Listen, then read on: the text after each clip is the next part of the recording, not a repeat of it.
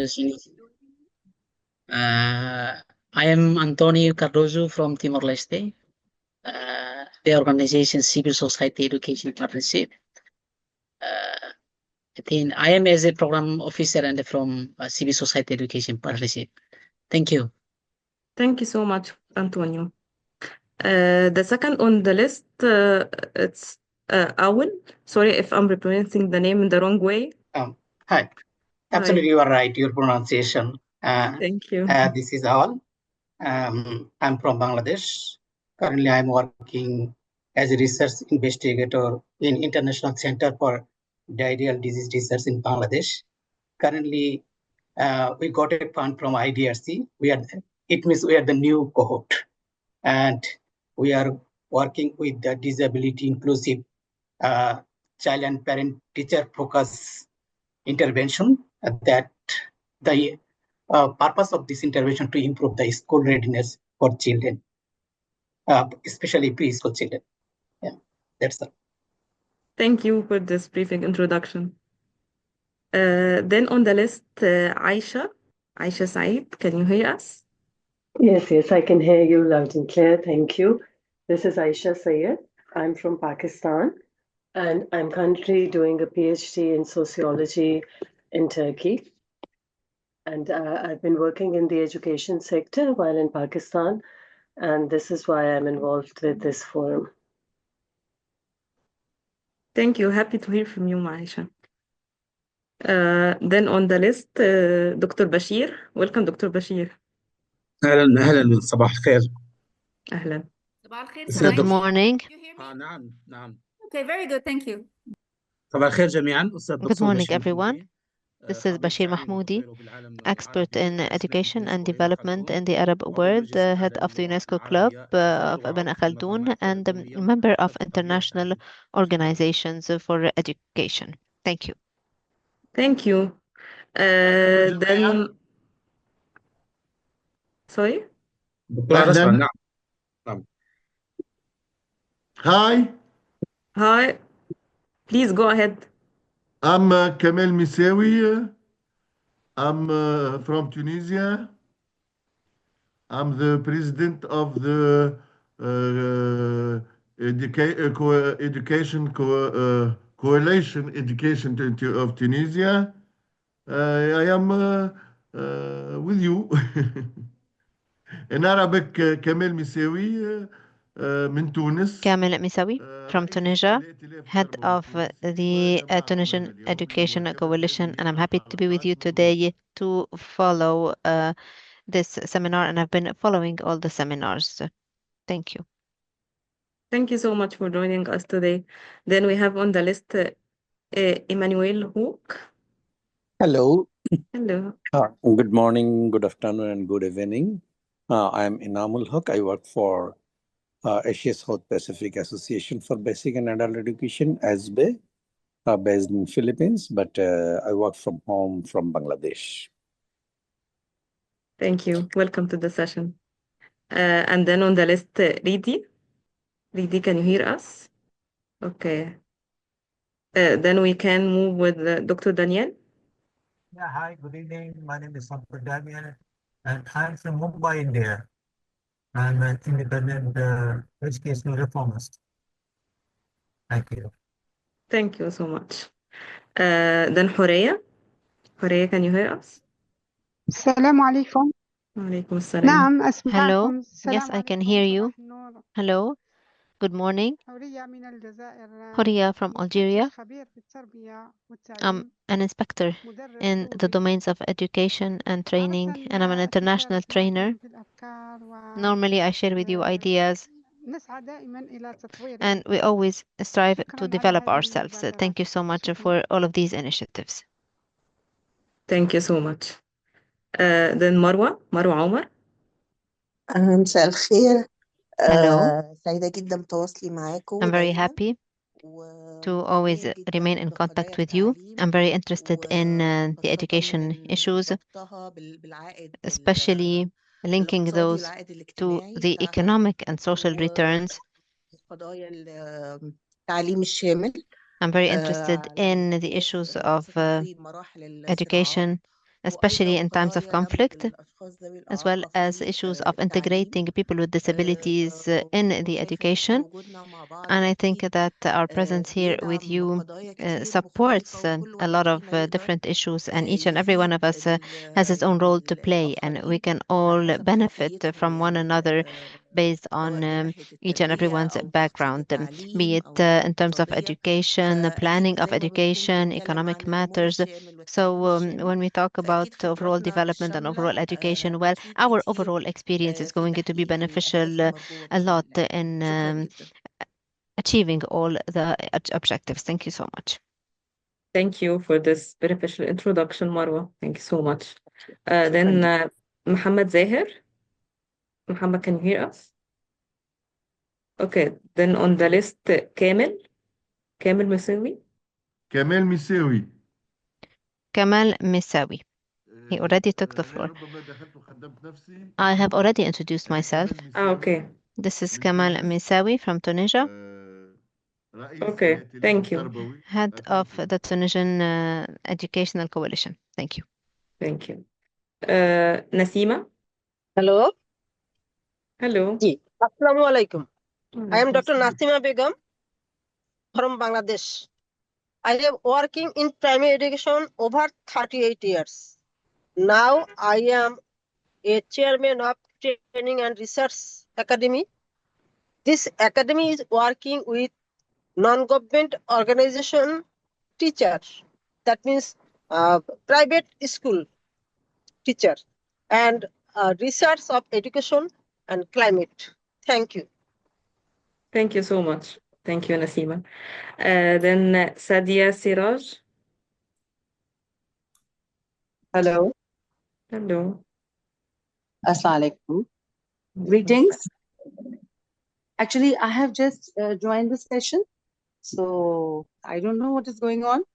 You can just So introduce yourself, your country, what is your background?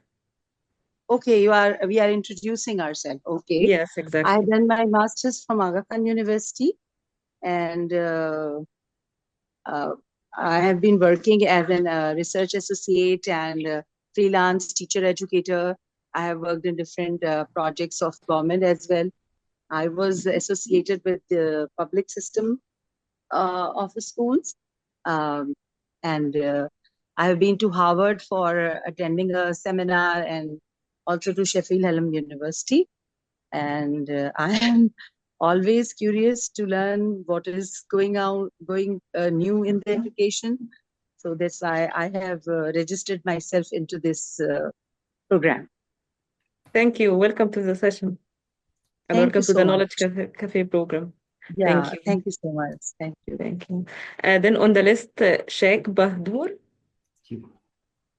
Hello. Hello.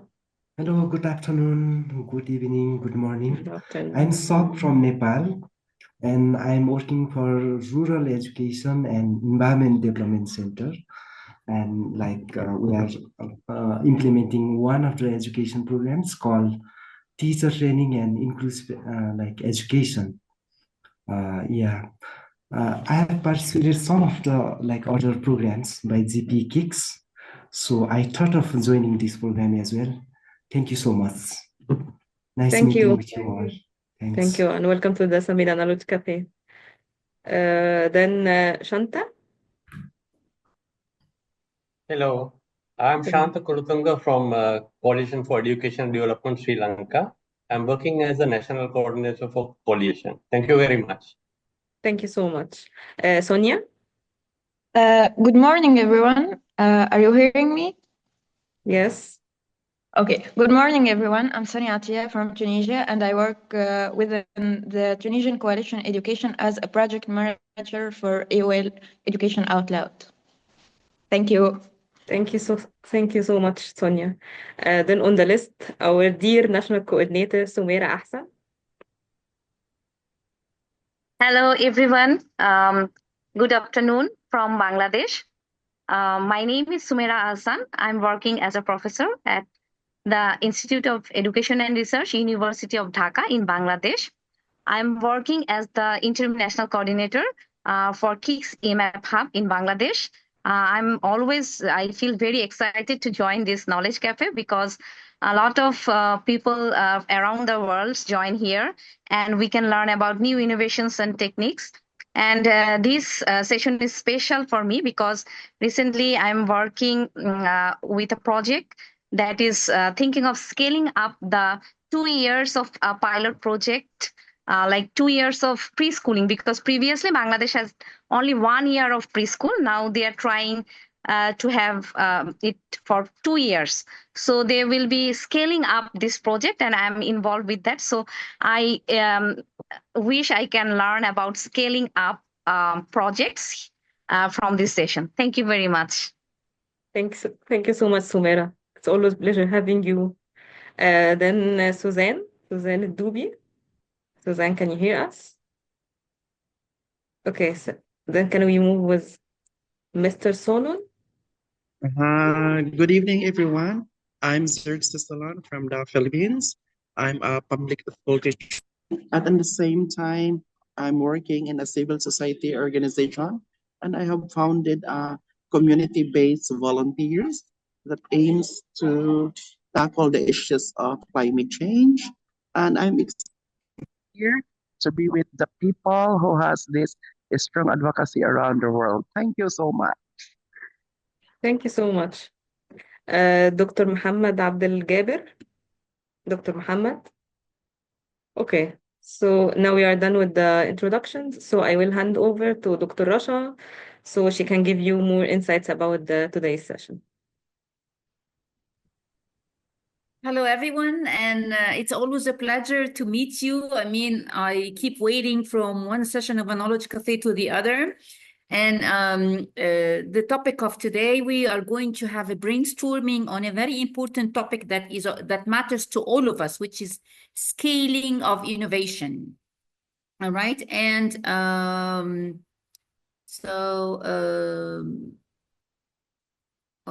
right, if I can view can you see the presentation? Not yet. So, no, not.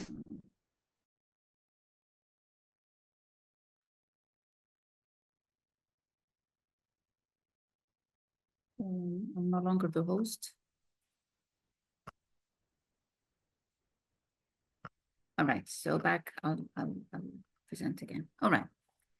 So one of the most important topics here, which is scaling of innovation, what works? Because of course, in many instances, and I would like to thank Dr. Sumera Ahsan for bringing up this important topic, because I mean, it was a direct demand from her, because she's now thinking of like a scaling up project, and she talks about previous presentations. So the second person I would like to thank after Professor Sumera Ahsan is Gita Steiner-Khamsi, our project lead, who is the one who prepared the slides. So, and we took her permission is to use her slides into our today's discussion, is to brainstorm and to inspire people about innovation and about scaling up. So thanks to her for allowing us using her like intellectual production for our today's Knowledge Cafe. Thank you, Gita. So then it's really very important is to discuss, as we said, why scale innovation? Why do we need to scale innovation? And for us to talk about scale is to apply or implement innovation on a wider scale. And of course, we're talking about education innovations, all right? And those are the three main, if I may use the pointer here, the laser pointer here to help me. First is to close innovation gaps. So there is like a kind of gap. We need to close this gap. To close this gap is one of the reasons why to scale innovation. The second one is to harmonize reforms. When we pilot and we try things, applied research on a very narrow scale. And then if you try this here and someone else tries something else there would be a disparity. I mean, each section, each sector, each geographic location would have its own innovations, and then there would be no connection between innovation here and innovation there. So to harmonize reforms, we need to scale up innovation so as the quality, the standards, the level would be similar across different regions or across different countries or across different geographic locations within the same country, and have safe costs and resources. So instead of like applying innovation on a narrow scale, having a very high cost per student, we can save resources, and we can save the costs and resources while implementing. So like 3 big reasons why scale innovations. But before that, what can you call as innovation?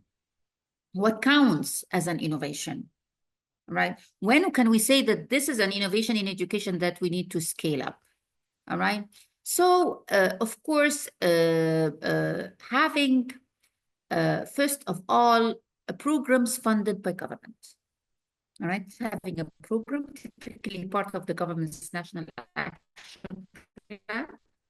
We have an action plan, we have dreams as a country, we have aspirations, and we have an action plan to make this happen, country strategy and plan of the president's office, etc. So we have also funded by private sector, all right? So examples on 1 laptop per child, education projects funded by innovative finance mechanism and so on. So this is something new that we need to look into. Projects funded by donors. We have projects funded by donors. So education sector program implementation grants like GPE, when they provide support to countries for a multiplier grant or for a compact process and so on. Education reform sector development program like ADB and other multilaterals like World Bank, UNICEF, and bilateral donors, and then other innovations that are funded by NGOs like schools as resources and training centers for surrounding schools and so on. So they collaborate and have, so those are like on innovative designs, innovative layouts for projects that would be counted as innovations. So this is, I know this is what Sumaira Ahsan would like most, 5 types of scaling impact, all right? We have different types for scaling impact. The first one is scaling up 1 tree to a big tree with more fruits. So here I have here a kind of 3 outcome cases, 3 innovations. I want it to be within the same school. If, like, for example, a teacher is applying action research and he has tried a new teaching strategy, and then it's working on a classroom or a couple of classrooms, then we would like to have within the same school more innovative teaching in different classrooms. So it's scaling up 1 tree to a big tree or more fruits, all right? So that's like an analogy. The other one is scaling out. So this is a scaling up within the same entity. The scaling out, all right? So 1 tree multiplier effect, 1 tree to many trees and more fruits, all right? So we duplicate and replicate the model somewhere else, so we'd have scaling out from 1 tree with the same fruit to more number of trees somewhere else, all right, outside. We also have the scaling deep, looking into the innovation, trying to make it bigger, more in depth, and so on. Scaling deep, 1 tree, same size tree, but enhanced fruit. The quality of the fruit is getting bigger. The achievement, the gender equity, the indicators that we'd like to see, they are improving and getting bigger within the same scale. So, which is scaling deep, going in depth and going scaling up in deep. Scaling up and deep, both, which is the optimum and better scenario, where scaling up and out. So 1 tree to several big trees and more fruit. All right. So trying things on a bigger scale with the more targets, more indicators, more beneficiaries, and so on in a different places and so on. So this is scaling up and deep at the same time. So scaling but little impact, which is a bit negative, which is one type that we would not really desire scaling عليكم but not السلام الله يبارك فيك. أنا هسه شفت التليفون متصل. So scaling but not scaling impact, all right? And this sometimes happen when we go at a scale without really having a consensus on the objective and having an agreement on what we look at. So you end up like having more trees, but with less quality or with less number of beneficiaries. And this, I mean, I can go on and on talking about examples where scaling up did not work right. So scaling, this is not scaling impact, scaling on a quantitatively, but not really having an impact on the scaling. So for example, when we have a training course, we want, of course, to have like, for example, a learning cycle. So the KIX EMAP is sponsoring and supporting a learning cycle on teacher management, all right? So we use the help of international trainers, and then we train a group of national trainers, and then those national trainers, they can expand their capabilities on to regional trainers and have school level trainers. So which is a cascading model that start with a small group of international trainers that end up with all school level trainers as a wider scope as well. So I would be quick, so because this would deserve a lot of discussion, please prepare in your minds examples, all right? So conditions for scaling, timing, window of opportunity for change. It's very important is to choose the right timing, all right? And this would be your window for opportunity for change, all right? So a problem awareness, if you are like having opportunity for change, you would use this opportunity for problem awareness. People would really identify and be aware of this problem, solutions to the problem, find solutions to those problems, and political will, having the desire of the political will. And this is why it's very important we engage government officials, because they would work on the political level on the scaling of innovation as well. This is from the source of multiple streams framework from John Kindon. All right, so techniques for assessing the feasibility of scaling, all right? So we have here a video, a 5-minute video by Larry Cooling. So I would try to play. I hope my internet would help me play that.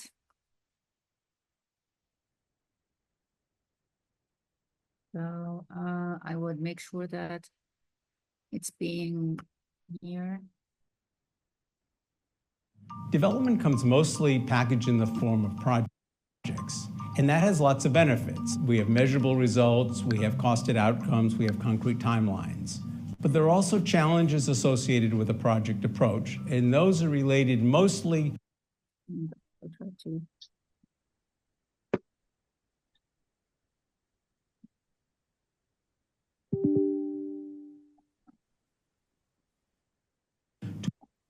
to achieving scale and ensuring sustainability.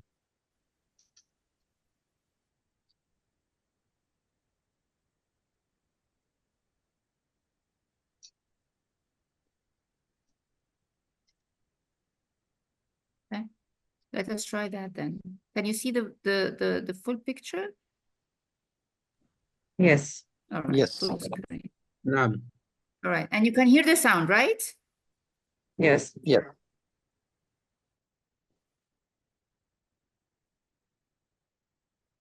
Packaged in the form of projects. And that has lots of benefits. We have measurable results, we have costed outcomes, we have concrete timelines. But there are also challenges associated with a project approach, and those are related mostly to achieving scale and ensuring sustainability. This has led to a growing recognition that interventions should be judged not only by the impact they have on their specific beneficiaries, but also by the potential to generate outcomes that match the scale of the need and that can be sustained over time. With very few exceptions, there are really only two platforms that can deliver sustainably at scale. That's governments and markets. Philanthropy and development assistance can't do it, but philanthropy and development assistance can take on the role of encouraging and helping permanent changes in the way governments and markets do the things that they do. I've spent much of the last 20 years preoccupied with large system change, and particularly about what third parties can do to help to encourage that change. That includes, in my case, working with about 300 different interventions that we're trying to reach scale, and it also involves curating a community of practice of others like myself who are very committed to this issue of scale and how to bring it about. That's been a wonderful way to spend part of my career, but it's also been a very sobering experience. And I want to share with you just a couple of insights that have come out of that. One, for example, is that only 1 in 20 interventions that are judged to have been successful at the pilot phase ever reaches national scale.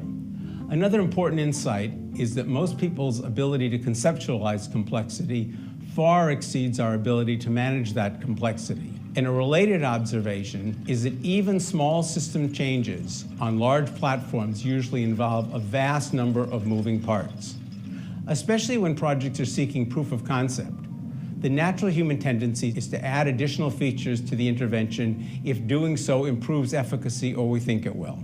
Think, for example, of an early childhood education project that decides to add components on nutrition, parenting, and hygiene, and maybe also goes on to add elements on mentoring, targeted subsidy, and teacher recognition.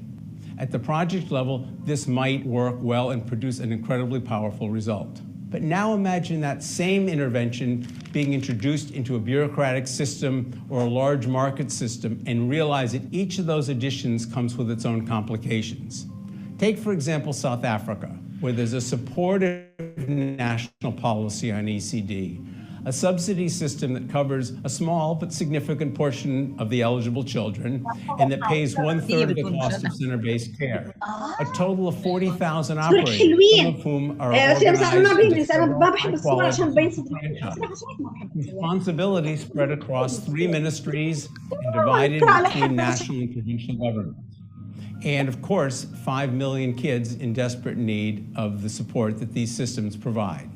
Now imagine the process of scaling sustainable changes that included all these elements trying to find their home in this larger system. That's why some of us have become fond of saying that the process of successful scaling is best seen as a game of subtraction, not a game of addition. For a visual representation, think about the children's game of Jenga, where the challenge is to pull out everything you can and to simplify radically. Some argue, correctly I think, that sometimes it's not possible to attack one element of a problem without attacking the whole problem. While that may sometimes be unavoidable, one thing I'm sure of is that it comes at a cost in terms of the ability to reach and sustain scale. Said a different way, if it's possible to reduce the unit cost and the complexity of an intervention by 1/2 and still get 80% of the benefits, I say that's a good deal and a deal worth taking. And sometimes interconnectedness can actually be an asset. Just as some people think of interdependence in terms of the weakest link, you could also think of it as a virtuous cycle. What do I mean by that? Instead of saying we need to do everything to do anything, we could say that everything is a possible entry point. No matter where you begin, remember this, that planning for scale involves thinking through all of the changes required to integrate an improvement into a large platform, government and/or markets, that requires thinking about the actions needed to bring about the changes and the prospects for achieving each of those actions. And remember that the general rule of thumb should be, the fewer and smaller the changes, the better the chances.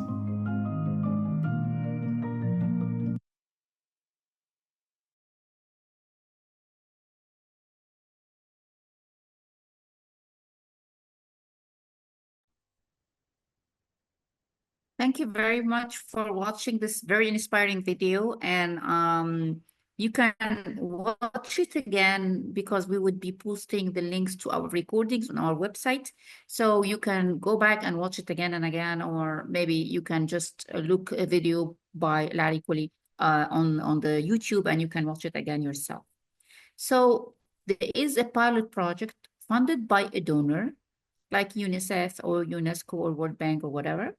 And then there is this scaling by subtraction, this method of Larry Cooley, and then used by Brookings Institute to scaled institutionalized project. right? I don't want to be too concise or too superficial into providing the information, but I would invite you to look up the project, the KIX project that was by Brookings Institute, and look into how this scaling by subtraction that is offered as a method of Larry cooling has been implemented and that scaled to institutionalized projects. Also, there are like some questions into the chat. I'm very happy that you started responding. Thank you, Dr. Marwan. Thank you, everyone. And Awal, yes, extreme. From this, I've learned that scaling is long journey, yes, and complex process. When should we decide to scale up an innovation? That would be a very good question to start the discussion after I finish the presentation, and we would read more into your questions, and thank you so much. Then the scaling framework, all right? What are the steps? Step 1, step 2, step 3, and this partially would answer the question from Awal. The step 1 is to design for a scale. What is the design, the plan for the scaling up? All right, task 1, creating a vision. What is the common vision that would help us scale up? Assessing scalability. So would this be targeting X number of students, X number of schools? What is the cost per unit? What are the resources I would be needing? Extra learning resources, scaling, assessing scalability. Filling information gaps, look into the information that are needed for the scaling up and prepare a scaling plan.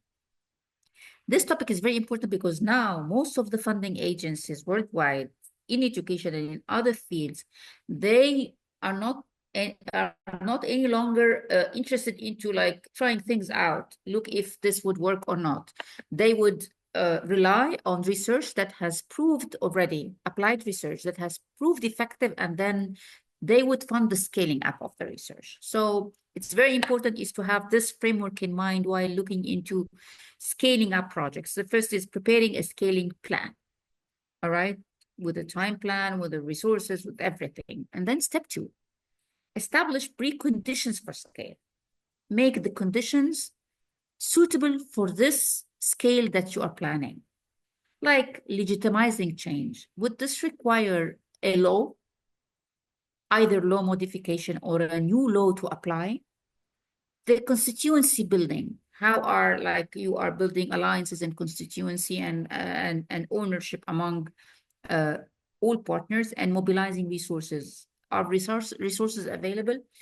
Would you need to, like, for example, buy new tablets or provide computers or hire more teachers or train teachers? I mean, what are the resources that you would need to make this scaling up happen? Which is the establishing of the preconditions, the prerequisites that would make your scaling happen. Manage the scaling process, and then you start managing the scaling, the plan that you've already prepared, the conditions that you made available, and then manage the scaling process. And it would start with modifying organization structures. Is this the right governance structure? Do you need to go on a decentralized level to give to delegate some of the authorities and responsibilities to schools, to local education authorities, to teachers? Conditioning action, all right, and then maintaining quality at a scale, because normally things happen when it's under control, under perfect conditions. They work well, and when we scale up, they go in a big chaos, for example, or something. So maintaining quality at the scale is really important. And again, the source is Larry Corey. All right. So it's very important to keep those 3 steps in mind, from the planning stage to the maintaining of quality of the implementation stage of the management of the scaling process. All right. So here, what is required? What does our feasibility study do? We would understand the innovation. Really, is this the innovation? What is the project design, the implementation, the management, and the theory of change? What are you planning to have into your theory of change? And for this, I would advise you to have a look on the KIX EMAP theory of change on the website, and I would share it now with you into the approach. If you read about the KIX EMAP approach, there is a theory of change. I need to tell you like what is within the sphere of control, sphere of impact, sphere of influence, and so on. And then identify the effective project elements. What are the elements that would be effective, that would be really achieving your objectives? What were the main reasons and the conditions that account for the success? Then evaluate and validate, all right, is really important. The effectiveness of the project is actual practice, in the actual practice, all right? And does the project documentation actually reflect how the project was implemented in practice? What additional aspects would need to be put into consideration for replication and modification and scaling? Then assess, all right? Assess the feasibility of scaling. What is needed in terms of project design, implementation, agreement, arrangements, and cost to take the project to scale. Then recommend modifications, subtraction or addition. What would you need to take out, or what would you need to add to the project? What changes to the project innovation will increase the likelihood of scalability that would help you scale up and scale up in quality as well without compromising quality. All right. So I think that would be an example of from Mongolia, the school 2001 that is involved with 72 schools. In year one, they had the first generation of innovative school, and then second generation innovative school that was 2 patches, and then third generation innovative school across the 3 years. And this is where one model has been scaled up into 2, has been scaled up into 4 innovative school generation patches. All right, so having achieved the target of the 70 schools across the three years, and this is an example of the successful scaling of innovation schools as centers of innovations. All right, so I would really invite you to look up this school 2001 in Mongolia and look about the scaling factors and how did it work. Also, examples of unsuccessful scaling. I mean, some of us would be very acquainted of some unsuccessful scaling of innovation. Examples: Young Teachers Deposit Scheme, that was an innovative project where the problem was the lack of qualified teachers in rural schools, and service requirement of budget student graduates is difficult to enforce. Budget students, graduates is difficult to enforce, all right? And this diagram is would show you who are the self-supporting and who would receive government scholarships from the students. Students apply to teacher education, students admit to teacher education, all right? And then students enrolling in teacher education, then students graduating from the teacher education, all right? So those minus 37, all right, those have received the government scholarships, where did they go?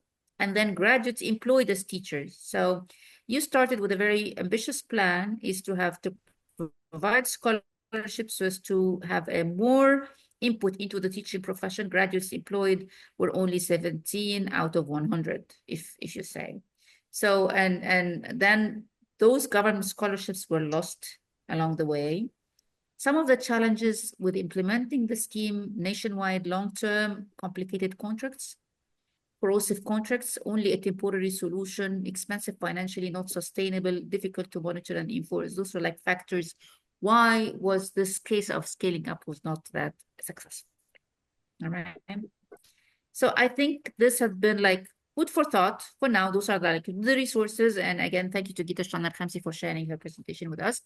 And again, thank you as well to Larry Coley for his video and his framework.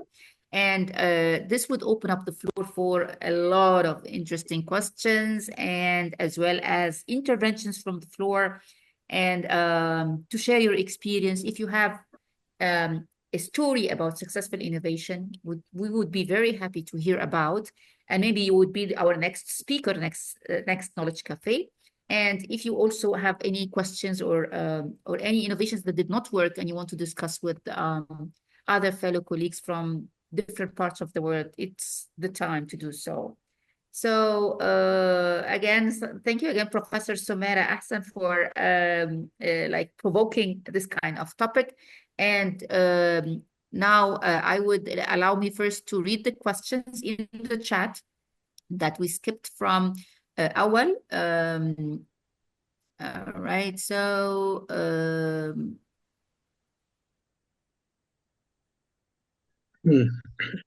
so Professor Samara is asking first, is there any research or any insight you have regarding the trend, which types of scaling works for developing countries, which has a large target group? I assume that I don't have really the ideal answer for that, but we don't have like a straitjacket fits all kind of scaling that works. I mean, because of course, education is very sensitive to its context and innovations. And this is why it's when we study comparative education, we look into context, and looking into the context with developing countries is really would be very helpful for a large group or large target groups. And maybe we would think of this question and we can find answers, not now, but maybe in the future. So Awal said, when should we decide to scale up an innovation? Would it be wise to pursue scaling without generating insufficient evidence of innovation? Of course, the answer is a big no. What practical strategies should we consider in the process of scaling? And this a very deep question. As important, the availability of resources, the support from international partners, the local education groups like UNESCO, UNICEF, World Bank, having experts to support us while going through the journey of scaling up. I mean, and then the practical side, we've talked about some strategies for scaling up that you might consider while scaling up. So, Dr. Marwa, thank you so much. It shows how innovation in education integrates new ideas, of course, and technologies to improve learning experiences. I totally agree with you. This includes personalized learning, online resources, and interactive tools that engage students. By scaling these innovations sustainably, educators can effectively reach students in rural and concern that we're now discussing actually and working on of developing countries, ensuring inclusivity and preparing them for future challenges while promoting environmental responsibility. Thank you so much. I totally agree, of course, with you. Let us listen to the floor and Dr. Bashir, كيفك? Please. أهلا وسهلا. صباح الخير جميعا. شكرا على هذا العرض. Good morning to you all, and thank you for this very important presentation regarding scaling up. But Dr. Rasha, the scaling up innovation should start from the beginning of the project in the framework of the conditions of this project. And it is very important to follow up on that, because a lot of projects are not being implemented in the field or cannot be implemented in the field. So it is very important to tackle the innovation scaling up from two standpoints. First, expanding the project under the leadership of the teachers, and how can we involve the teachers so they can work on the project, or at least participate in the project? And how can we choose the titles of those projects? Are they responding to the real needs of teachers, or a particular need in terms of education? So in terms of preparation, it is very important to involve all the stakeholders in the project. Second standpoint, how to implement the project.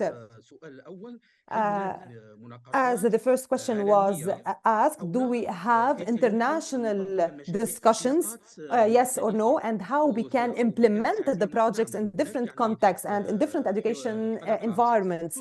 Of course, we have a lot of meetings similar to the Knowledge Café, and we are conducting a lot of discussions in that framework in the US and others.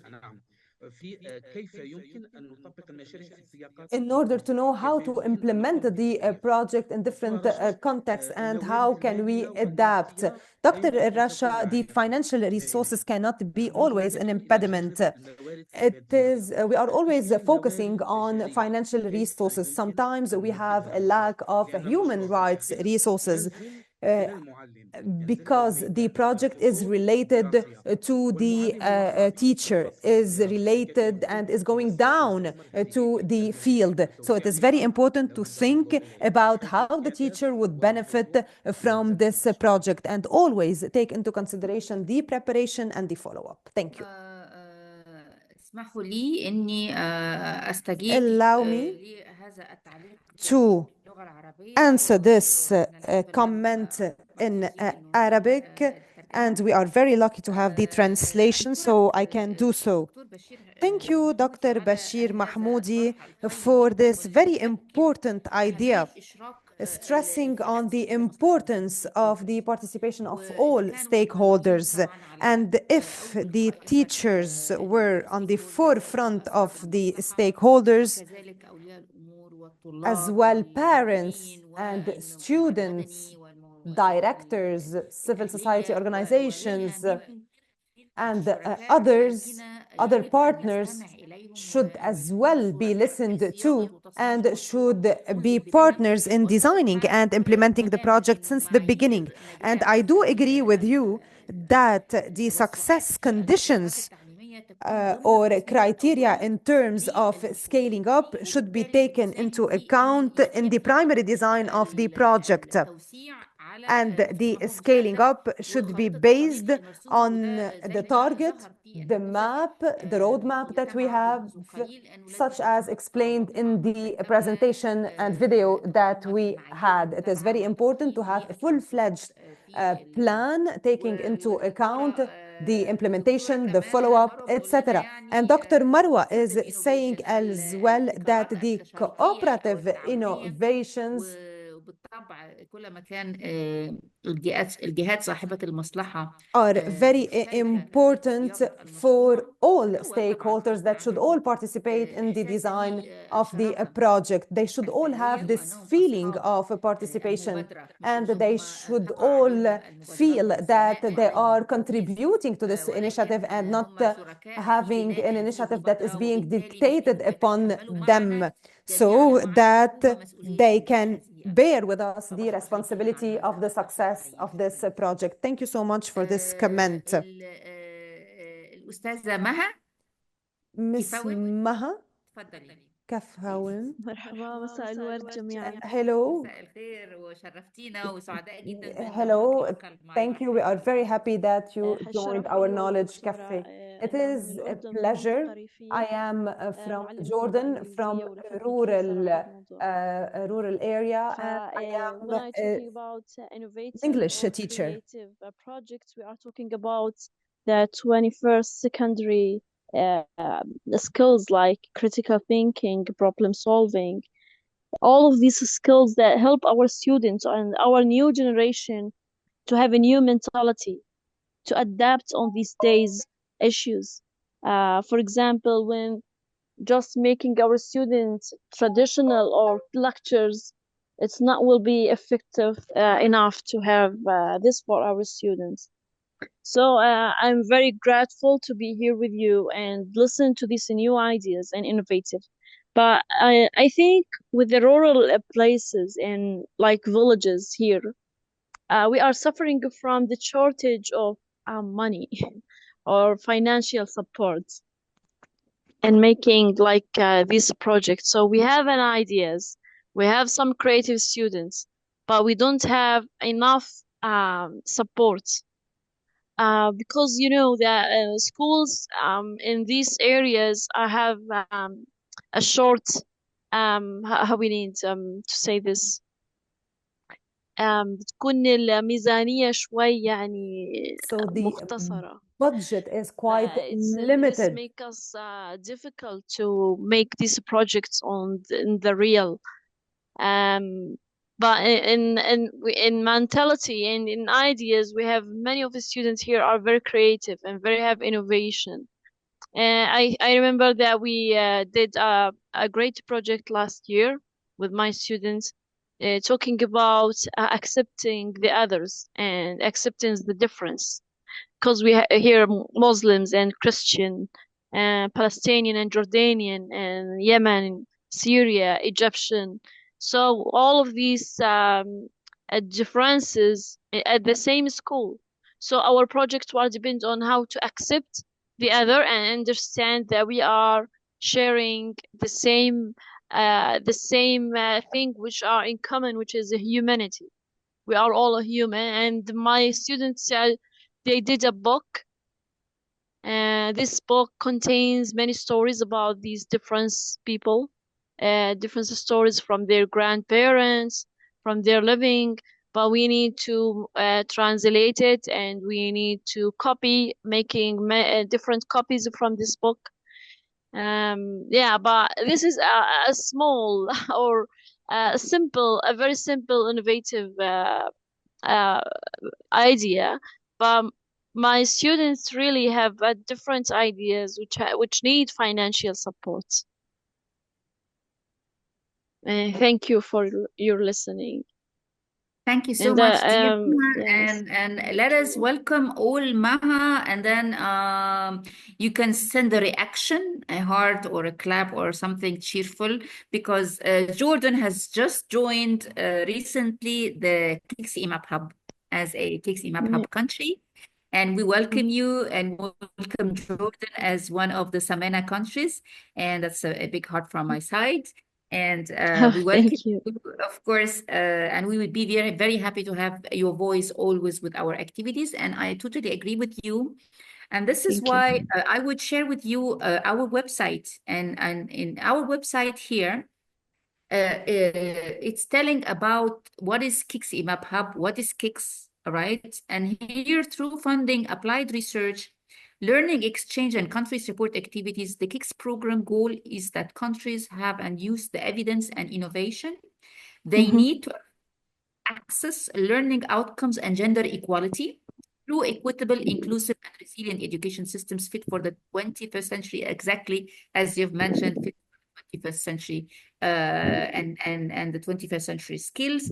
And of course, with Jordan, we're working now on a new proposal for education in emergencies, specifically education. Great. Because Jordan is receiving many students on the move, and the country of Jordan would be on board with us, and Sudan and Yemen and Ukraine and Mongolia and Egypt. So we would have very soon to announce about a very interesting webinar series that would include as well speakers and contributors from Jordan. Great news. Thank you, Doctor. Yeah, and KIX EMAP Hub is part of the GPE mechanism, and GPE is working as well parallel with the government of Jordan to provide the funding for what we call a multiplier grant and a compact process that would support the priority areas that have been identified by the countries. So supposedly there would be support from GPE to Jordan on the priority areas as well. So thank you, dear. And as well, it's our pleasure to participate with you, and I am ready to help you in Amman and south of Jordan cities. Thank you so much, dear. And this is the theory of change as well of the KIX EMAP that would tell you what are we working on directly on the sphere of control, what are the national teams are helping us to do, and what is the impact on the overall education system. So as well, this TOC, we call it TOC or theory of change for KIX, that would also give you an idea about all the relevance of activities and how what you do and you would think that it's something small is really having an impact on the overall system of education. Thank you. And I want to thank you for your presentation. It was amazing, really.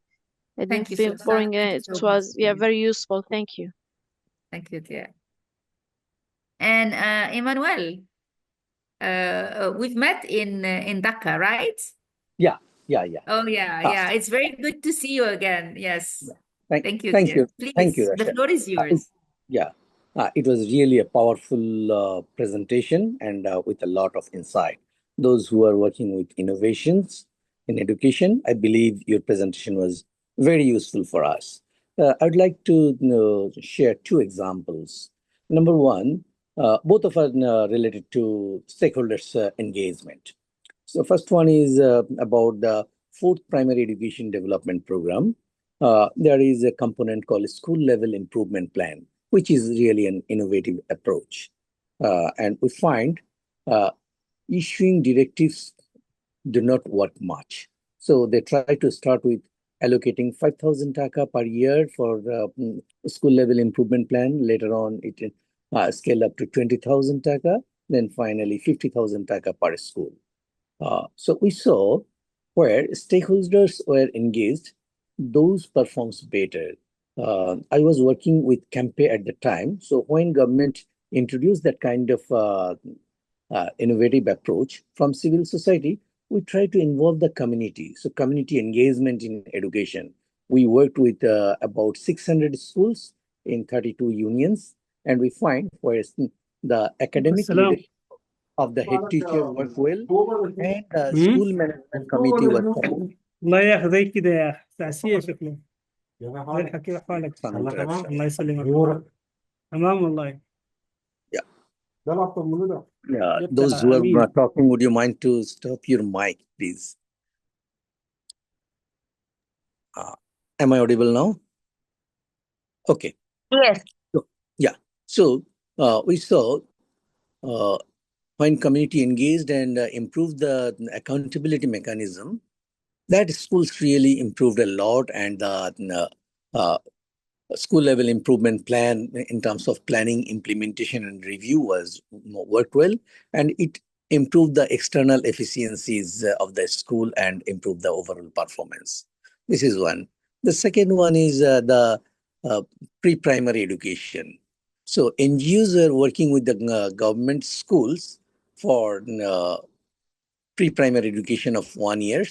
And after 2 years of such working, government decided to adopt the good practices introduced by the civil society organization as a national program. And all the primary schools have 1 year of pre-primary education. Now we are thinking of 2 years of pre-primary education. So this is another opportunity for engaging the stakeholders, particularly the civil society organizations or NGO who are running that kind of program. So how can we collaborate with them? That will be beneficial. I'm a bit concerned about when we do scaling up, many of the quality actually reduces. We need human capability. Without capacitate the teacher, if we scale up the pre-primary education, it could be one-way downward extension of grade 1 instead of pre-primary education or early childhood care and development.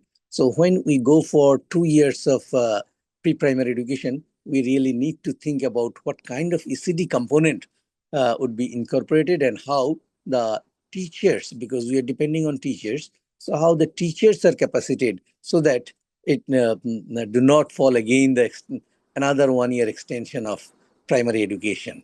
So I look forward to work together and see this kind of innovation benefits the most marginalized through government-run primary schools. Thank you. Thank you so much for sharing some of the wonderful innovations within the education system. And we would be very happy to have a presentation, a more comprehensive presentation from your side about this that you can share to the floor. So I really appreciate your examples and the information provided. And I totally agree with you is that, yes, we need to be very careful with scaling up, because sometimes the cost of failure is much more expensive than if you just would not intervene, all right? So and waste of resources and so on. Thank you so much, Emmanuel. Yeah, I'll be happy to share the community education watch in some of the intervention. Yes, please. Thank you so much. And now Satya. Thanks for giving me the chance to speak. Of course, yes. Yeah, having a nice presentation on this idea. Actually, this is a new idea for me, and I like this idea very much. You explained it very well. Thank you so much. But a few questions are coming in my mind that when we heard this word scaling, so it gives a sense that we are also uh, measuring that from where we came up till where. Means from lower to upper end or not, achievements, successes, failures, whatsoever. And the thing is, I was working in a UNICEF project in which I work as a research assistant over there. And in that project, we did a study that how did program works and what was the implementation phase and how what were the things that were went well, এগুলো use like করো কেন আমার না দাও দাও the things that went well. Hello, can you listen to me? Yes, yes, dear. Please continue. Okay, thank you. So into that also, it's a kind of research based, I think, scaling. This is looking very much similar to me, that scaling is a bit of evaluation and a bit research study type thing. So what is the basic difference which make it a more a challenging or more thing that we adopt for an innovation? And also that how can are there frameworks through which we can measure it, measure our successes or like that? So scaling, if we are saying scaling, so are there any frameworks through which we can do that? I'm sorry, Sadia, could you repeat the question again, please? Because I mean, the sound was cutting off in the middle. Okay. I'm saying that in my mind, when we talk about scaling, it's this word tell us that we are measuring something. We are doing scaling like that. That our success from where we started and till end where we reached, from lower to higher achievement like that. Sorry. Similar is the case that in a study, we study the innovation, uh, how they went, how they implemented, and what was their effect, like that. So a kind of implementation and research. Both, I think it's a combination of both, and maybe there are frameworks that can help us to more understand our challenges, our successes, our failures. So that word scaling can fit into that. I'm thinking like that. So it's coming in my mind. Yeah, thank you. Thank you so much. And this is a very important question. And understanding exactly what is the scaling that you're up to and how to assess this scaling, if it's successful or not. There are like some experiences I've been personally through where people would start an innovative project because they were like imitating another project, or there is a policy borrowing or a policy transfer from somewhere else where it worked. So, and this is why we automatically have a confidence in this project or in this innovation, and we want to bring it to our education system without having really trying it out or piloting or implementing on a narrow scale and so on. So I totally agree with you, is that assessing, having a tangible indicators that would tell us whether this is the desired outcome. Am I after a better representation of GIZI, which is gender equity and social inclusion? So those would be my indicators. Whether I would be measuring educational achievement, school participation, school attendance, teachers' absenteeism. I mean, I would need as a system to clearly identify the problems that I am using this innovation for and really follow up with the evaluation and make sure that this happens. I totally agree with you. Thank you so much. Thank you so much. Thank you so much, ma'am, for And I would clarifying the idea. like also, yeah, I would like to hear from the floor. So if anyone would like to respond to the question from Sadia as well and give an input about that, it's the beauty of this discussion among us. And can I add one more thing before that? Of course. Actually, what happened is in our country, it's that higher at the stakeholders plan, and then some other, they give it to some high order, the high order people, and then it came to some other people who implemented, some other people who study. So there are different, there is no one team that plan and did and then design the indicators. So I think what will be done into that situation that will help us more for scaling. Yeah. Yes. So, Dr. Marwa, you're talking about crowdfunding. Would you elaborate more about that, on that? Yes, I believe that crowdfunding is one of the solutions for all the shortage in funding, and especially in developing countries. So we can raise the fund from different places, even from platforms. We can make like initiatives for special, and this is how we use innovation. Yani innovation is not only to use technology and so on, but to use it, as you said before, in the right place for which is really equitable for this region or this country, or even for those some students, not all of them. So we don't fit all the same jacket. So I believe crowdfunding is one of the really good funds rising now, and we believe, and this is a kind of innovation, by the way, and we already using in different initiatives, not only in education, so we can benefit from this also in education innovation. Thank you. Thank you so much, Dr. Marwa. Thank you so much. There is a question from the floor. دكتور حبيب آدم, كيفك؟ واشتهنا لك كتير. How are you? We have missed you. Dr. Habib.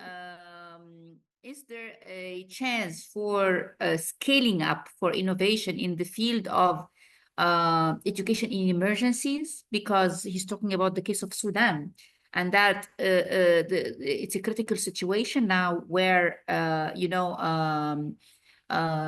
they're trying to respond to students on the move and to students in areas of conflict and students in cases of emergencies.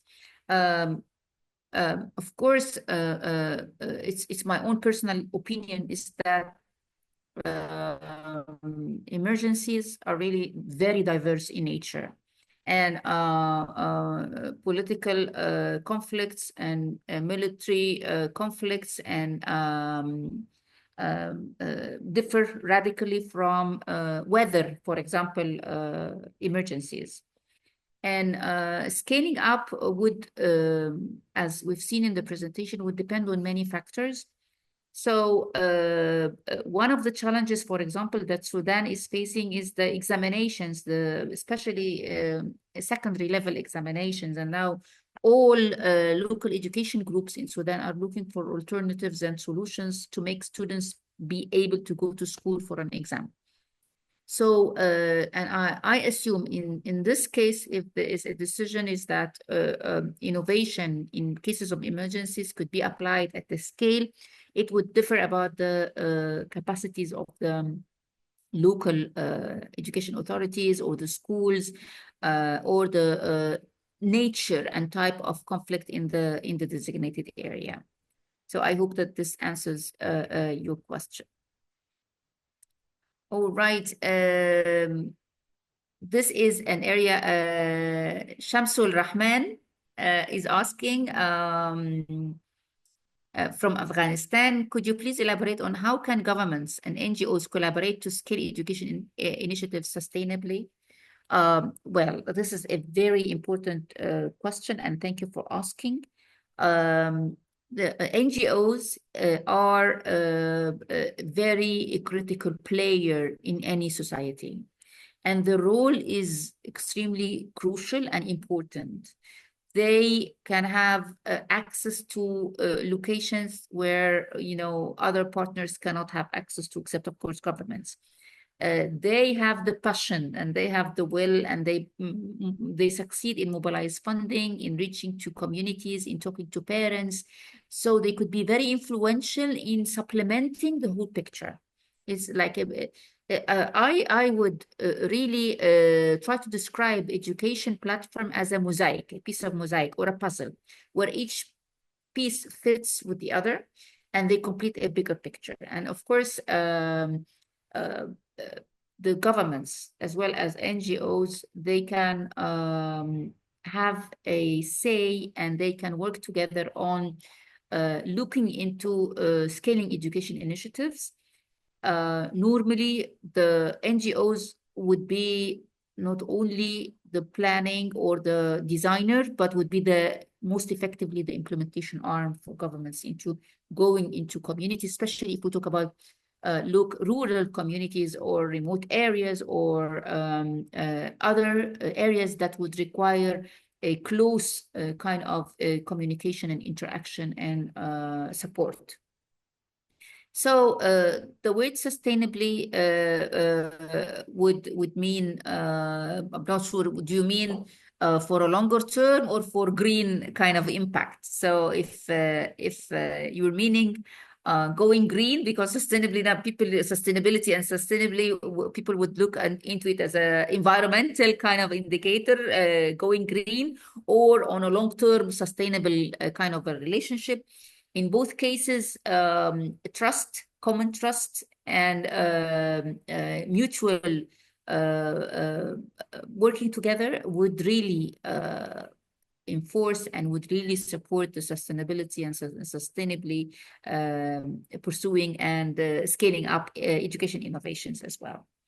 I think now we're coming to an end. I don't want to open a new question unless there is a one burning question or so.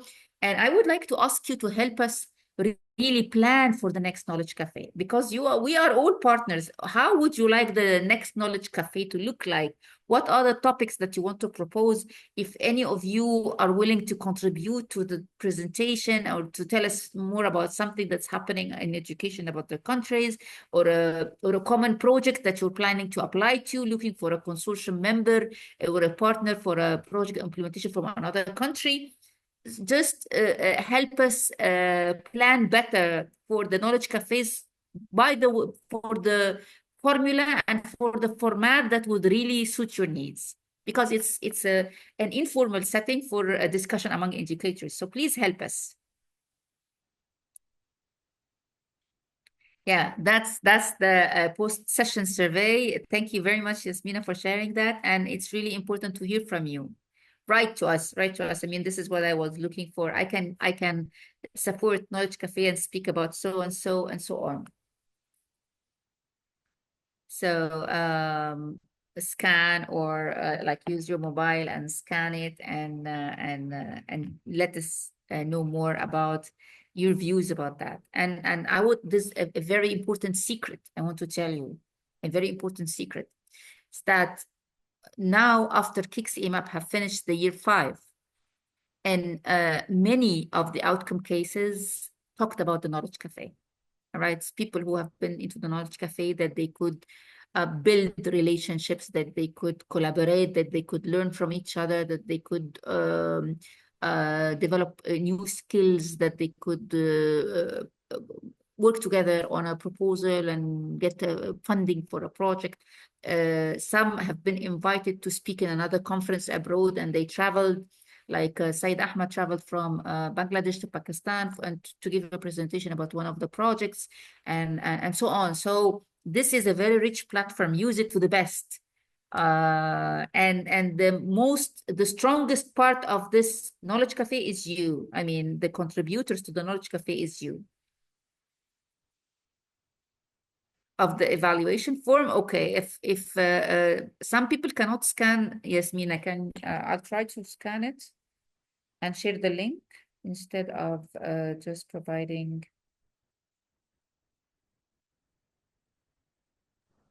So the link is now in the chat. You can just click on it. Excellent. Thank you so much.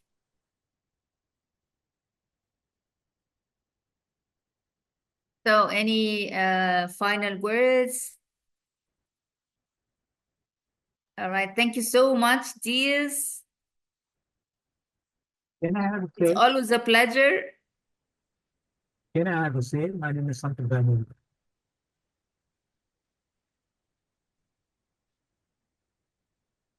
We will be having a link to the PDF of the presentation along with the recording as well. So if anyone would like to get access to the video or learn more from the provided information, you'd have the chance to do so. All right. That's it. Thank you so much for a wonderful Knowledge Cafe for the month of May. And please, we look forward to meeting you. Innovation in education for conflict areas would be a very good idea for the next session. That's a very good proposition from Dr. Marwa. All right. Thank you so much, Satya. And it's a pleasure having you here. And looking forward to meeting you on the July episode.